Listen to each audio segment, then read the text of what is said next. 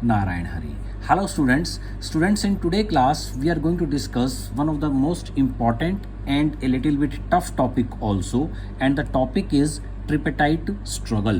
तो ये ट्रिपेटाइट स्ट्रगल है, इसमें हमें रेगुलरली क्वेश्चंस मिलते हैं इन टॉपिक्स के ट्रिपेटाइट स्ट्रगल के ऊपर, और वो इसमें टफ इसलिए है क्योंकि इसके अंदर 3 डायनेस्टीज इन्वॉल्व हैं, पालास, प्रतिहार्स एंड राष्ट्रकूटा, और उसमें अराउंड 13 रूलर्स के बीच में वॉर हुई है।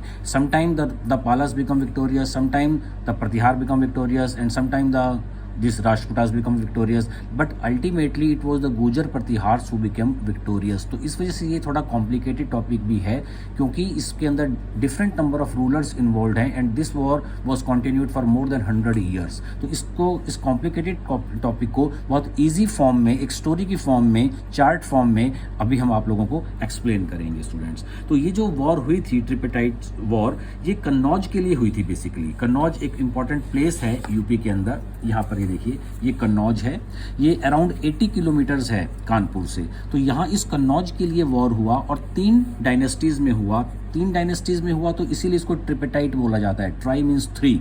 तो 3 डायनेस्टीज में one was the Pratihara dynasty, जिसने एरिया कवर किया था, इसमें little bit of Gujarat was there, Ujjain का एरिया बाद में था इनके पास, और ये राजस्थान का एरिया था। तो इस एरिया में प्रतिहार्स, गुजर प्रतिहार्स जिनको बोला जाता है, they dominated that area, and this area of Bengal was dominated by the Palas, Pala dynasty, Pala rulers, and this Maharashtra region was dominated by the Rashtrakuta dynasty. तो इन 3 डायनेस्टीज के बीच में एक कॉन्टिन्यूस वॉर चला है मोर देन 100 ईयर्स, और 13 रूलर्स थे इसमें, इन तीनों डायनेस्टीज के, जो इस वॉर में इन्वॉल्व रहे। Ultimately for what? For the possession of this area Kannauj. Now the question arise, Kannauj में ऐसी क्या इंपॉर्टेंस थी कि उसके लिए 3 डायनेस्टीज ने इतने लंबे टाइम तक वॉर किया? तो what was the importance of the Kannauj?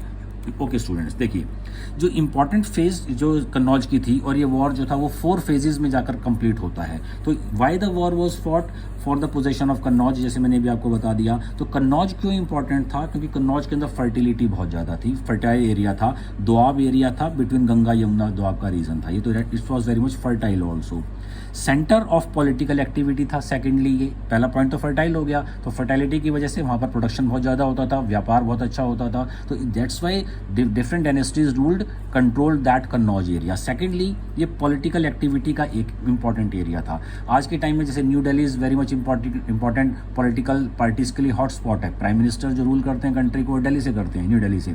तो उस टाइम जो इंपॉर्टेंस थी, जैसे एंशंट इंडिया में हमने देखा था चंद्रगुप्त मौर्य और गुप्तास के टाइम में, Magadh was a very much important place. Magadh के पास, मगध बहुत इंपॉर्टेंट प्लेस था। 16 महाजनपद में से ultimately Magadh got emerge victorious. तो जो पोजीशन मगध की थी एंशंट टाइम में, जो पोजीशन आज न्यू दिल्ली की है, वही पोजीशन इस पर्टिकुलर टाइम में after the death of Harshavardhana Kannauj की पोजीशन बहुत इंपॉर्टेंट थी। तो that is why different political parties wanted to conquer this area that is known as the Kannauj. तो इस पॉलिटिकल एक्टिविटी की वजह से। थर्ड, कन्नौज जो था that was a link between trade route का लिंक भी था, वो नॉर्थ और ईस्ट के बीच में जो ट्रेड होता था वहाँ से इसका इंपॉर्टेंट लिंक था। तो that's why it was important. Next point जो है इसमें, जो गुजर प्रतिहार्स जो मैंने भी आप लोगों को बताया था, यहाँ पर ये गुजर प्रतिहार्स हैं, ये पाल्स हैं और ये राष्ट्रकूटास हैं। तो गुजर प्रतिहार्स कहीं ना कहीं राष्ट्रकूटास की वजह से एक प्रेशर अपने ऊपर फील कर रहे थे, और इस वजह से वो एक सेफ एरिया चाहते थे और अपना एक्सपेंशन भी चाहते थे इस नॉर्थन एरिया की तरफ, वेस्ट से नॉर्थ की तरफ वो एक्सपेंशन चाहते थे। इसी तरह से पालास भी अपने एरिया को एक्सपेंड करना चाहते थे कन्नौज की तरफ, और राष्ट्रकूटास भी कहीं ना कहीं एक्सपेंशन करना चाहते थे। और जो इंपॉर्टेंस थी कन्नौज की, वो भी हमने फर्टिलिटी, उसका पॉलिटिकली इंपॉर्टेंट एरिया था, ये सब चीज़ें हम लोग डिस्कस कर चुके हैं। तो इसलिए ये वॉर हुई थी इन 3 डायनेस्टीज के बीच में।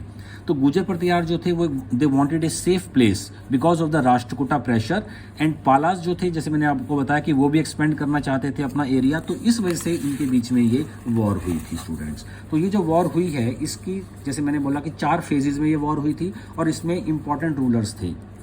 तो first was the Pala dynasty, Pratihara dynasty and Rashtrakuta dynasty. Pala dynasty के जो इंपॉर्टेंट रूलर्स थे धर्मपाल, देवपाल, विग्रहपाल एंड नारायणपाल। प्रतिहार डायनेस्टीज में वत्सराज, नागभट्ट, रामभद्र, भोज, मिहिर भोज, one of the most important ruler of the Pratihar dynasty, and Mahendrapal. तो these were the important rulers of the Pratihar dynasty.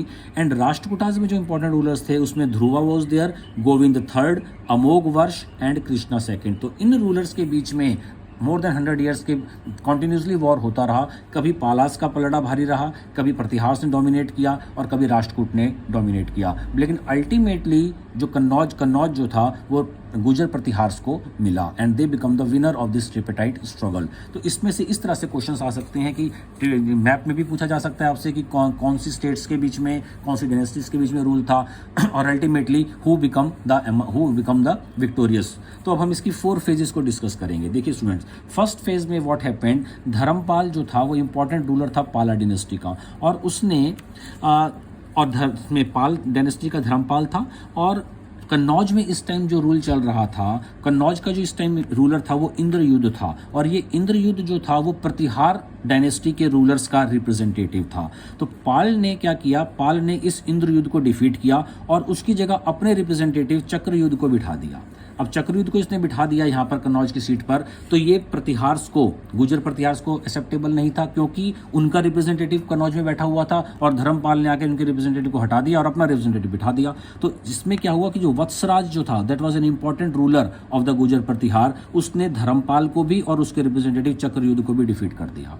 अब इसके बाद राष्ट्रकूटा जो थे वो इसके विनर बने, क्योंकि राष्ट्रकूटा का जो इंपॉर्टेंट रूलर था इस टाइम ध्रुव था, और ध्रुव ने क्या किया, ध्रुव ने धर्मपाल को भी डिफीट कर दिया और वत्सराज को भी डिफीट कर दिया। तो वॉर किसके बीच में हो रही थी, पहले पाल्स और प्रतिहार्स के बीच में वॉर हुई, और उसके बाद इसमें जो गोविंद था, जो ध्रुव रूलर था राष्ट्रकूटा डायनेस्टी का, उसने आकर पाल और प्रतिहार दोनों को डिफीट कर दिया। तो फर्स्ट फेज का क्या रिजल्ट रहा, Rashtrakuta ruler Dhruv became the winner of the first phase. जैसे मैंने आपको बताया था कि 4 फेज हैं इस वॉर की, और हर फेज के अंदर कभी राष्ट्रकूटा जीत रहे हैं, कभी पाल जीत रहे हैं और कभी प्रतिहार जीत रहे हैं। तो फर्स्ट फेज के जो विनर थे वो थे राष्ट्रकूटा के रूलर ध्रुव। सेकंड फेज अब हम स्टार्ट करते हैं सेकंड फेज को। तो सेकंड फेज में क्या हुआ स्टूडेंट्स, वॉर हुई पाल्स और प्रतिहार के बीच में हुई वॉर, क्योंकि जो ध्रुव थे, जो राष्ट्रकूटा डायनेस्टी से बिलोंग थे, वो वापस महाराष्ट्र चले गए थे, और महाराष्ट्र में जाने के बाद he became busy in the activities of the Maharashtra and he couldn't give much more attention. वो ज़्यादा टाइम नहीं दे पाए नॉर्थ इंडियन एक्टिविटीज़ को, तो वहाँ पर 2 डायनेस्टीज बच गई, पाल बच गई और प्रतिहार बच गए। तो पाल में जो धर्मपाल इंपॉर्टेंट रूल था जिसने वॉर स्टार्ट की थी, धर्मपाल ने दोबारा से कैप्चर कर लिया कन्नौज को, और प्रतिहार रूलर जो थे इस बार वो नागभट्ट थे। नागभट्ट ने डिफीट कर दिया धर्मपाल को, मुंगेर के पास ये वॉर हुई है। तो सेकेंड फेज के जो विनर थे, winner of the second phase were Gurjara Pratihara, और फर्स्ट फेज में हमने देखा था विनर कौन थे, राष्ट्रकूट, ध्रुव वाज द विनर, और यहाँ पर गुर्जर प्रतिहार विनर बन गए और जो लूजर थे वो पालास बन गए। ये सेकंड फेज था। थर्ड फेज में क्या हुआ, थर्ड फेज में जो सेकंड फेज के लूजर थे, धर्मपाल वाज द रूलर, वो और डिटरमाइंड हो गए और वो पाला डायनेस्टी से बिलोंग करता था। उसने इस बार राष्ट्रकूट का जो रूलर था गोविंद थर्ड, उसके साथ हाथ मिला लिया, he joined hands with the Rashtrakuta Govind. तो हम क्या देख रहे हैं, थर्ड फेज में आके धर्मपाल ऑफ पाला डायनेस्टी और Govind third of Rashtrakuta dynasty, ये दोनों इकट्ठे हो जाते हैं, इनके बीच में यूनिटी हो जाती है, ये एक दूसरे को ज्वाइन कर लेते हैं। क्यों ज्वाइन करते हैं, टू डिफीट प्रतिहार रूलर। तो ये वॉर 3 रूलर्स के बीच में चल रही है। तो थर्ड फेज में हमने क्या देखा कि धर्मपाल जो पाल डायनेस्टी का है और गोविंद थर्ड जो राष्ट्रकूट डायनेस्टी का है, वो दोनों मिलकर डिफीट करते हैं प्रतिहार रूलर, और प्रतिहार रूलर जो था इस टाइम वो नागभट्ट सेकंड था। तो इस टाइम हम लोगों ने क्या देखा, this time Nagabhata was defeated and again Dharmapala of Pala dynasty become the winner. तो थर्ड फेज में हमने क्या देखा कि दोबारा से धर्मपाल ने इस चीज ने कन्नौज को ऑक्यूपाई कर लिया था। Now we are going to discuss the last phase. अब लास्ट फेज में हम लोग क्या देखते हैं स्टूडेंट्स कि वॉर जो हुआ बिटवीन पालास, देवपाल और प्रतिहार रूलर मिहिर भोज के बीच में वॉर होगी। क्यों? क्योंकि राष्ट्रकूट के जो रूलर्स हैं वो दोबारा साउथ इंडिया महाराष्ट्र में जा चुके हैं और वो वहाँ की एक्टिविटीज़ में बिजी हो गए हैं। वो बार बार वहाँ पर आकर वॉर नहीं कर पा रहे हैं। तो वॉर के फोर्थ फेज में जो वॉर हो रही है वो पाल रूलर्स के बीच में हो रही है। पाल रूलर धर्मपाल की इस टाइम तक डेथ हो गई थी, तो धर्मपाल के बाद पाल रूलर देवपाल आ गया, और प्रतिहार रूलर्स में इस टाइम जो इंपॉर्टेंट रूलर था वो मिहिर भोज था। जैसे हमने पहले डिस्कस किया था, वत्सराज थे और नागभट्ट थे प्रतिहार के। तो अब जो वॉर हो रही है फोर्थ फेज में between Pala of Bengal and Pratihara of the of western India, जिसमें Mihir Bhoj was the important ruler, क्योंकि राष्ट्रकूट जो थे वो अपना साउथ इंडिया में जा चुके थे। तो देवपाल ने क्या किया, पाल रूलर इस टाइम कंट्रोल्ड प्रतिहार रूलर, उन्होंने एक एक्सटेंट तक तो कंट्रोल किया प्रतिहार रूलर्स को, और लेकिन देवपाल की जब डेथ हो गई तो उसके बाद वीक रूलर्स आ गए। तो वो जो वीक रूलर्स थे पाला डायनेस्टी के, वो जो थे वो प्रतिहार रूलर्स को प्रॉपरली फेस नहीं कर पा रहे हैं, क्योंकि प्रतिहार के पास इस टाइम मिहिर भोज जैसे इंपॉर्टेंट रूलर आ चुके हैं।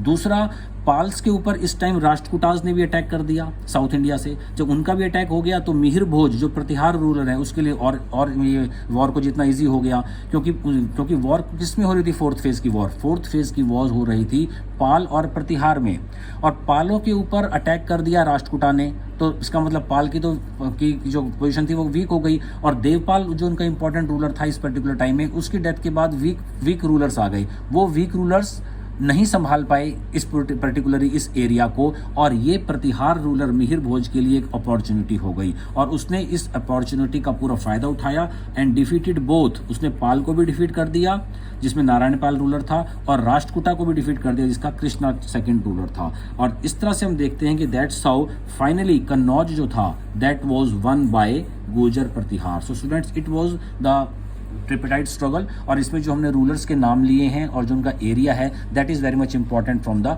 Examination point of view. तो रिजल्ट क्या रहा गुर्जर प्रतिहार का? रिजल्ट ये रहा कि गुर्जर प्रतिहार ने ही अल्टीमेटली कन्नौज को कैप्चर किया है, और जब महमूद गजनवी और गौरी के अटैक होंगे तब तक उनके पास ये कन्नौज जो था गुर्जर प्रतिहार के पास ही रहा। Okay students, thanks.